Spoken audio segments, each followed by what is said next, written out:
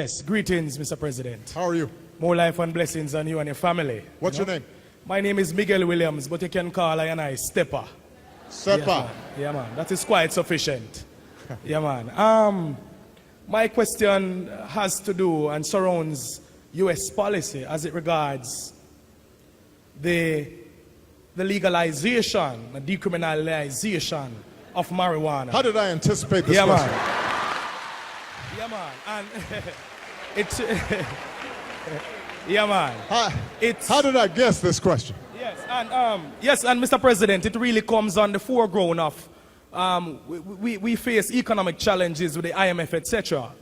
And we find realistically that the hemp industry, the marijuana industry, provides a highly feasible alternative to rise up out of poverty. So I'm wanting to overstand and to understand how US is visioning, how would you see Jamaica pushing forward on a decriminalization, legalization emphasis on the hemp industry? Give thanks.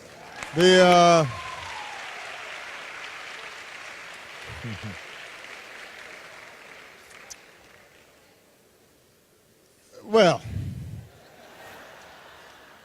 let me, I do want to separate out what are serious issues in the United States and then how that relates to our foreign policy and our interactions with the region.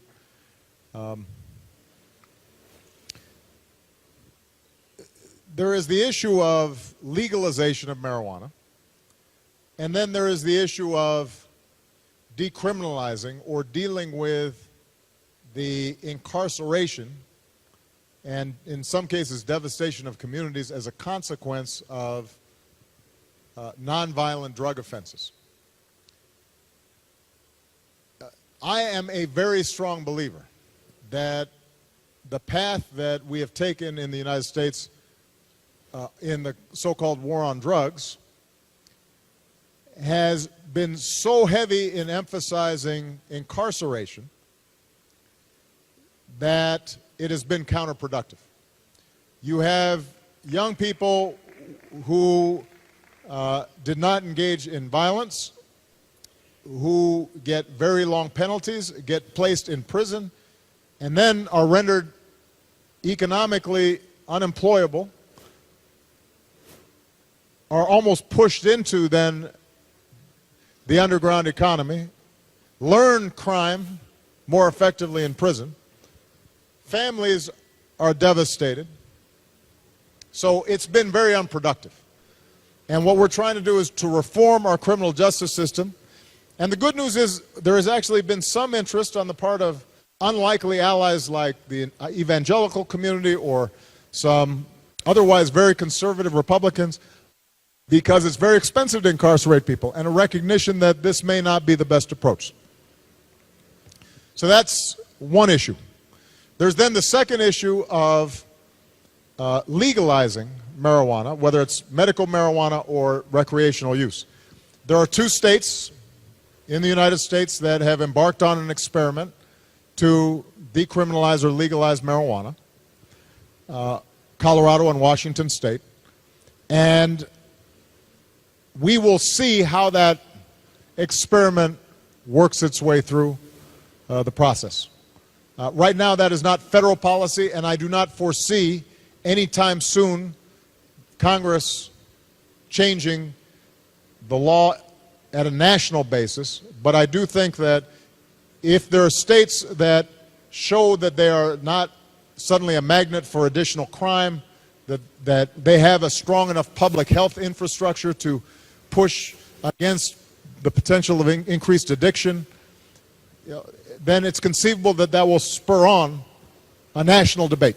But that is going to be some time off. And then the third issue is, what will U.S. international policy be?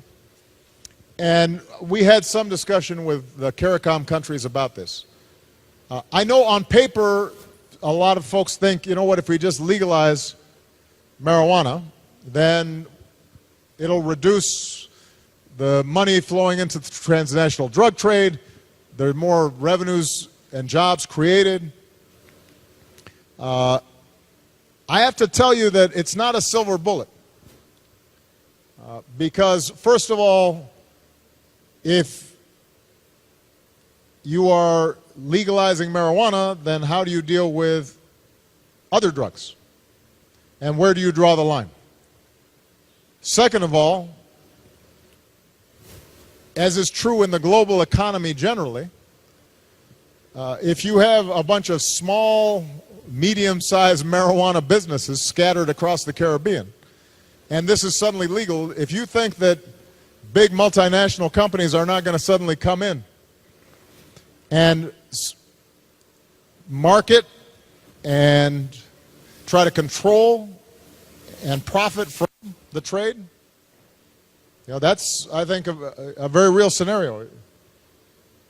And so I think we have to have a conversation about this, but our current policy continues to be that in the United States we need to decrease demand.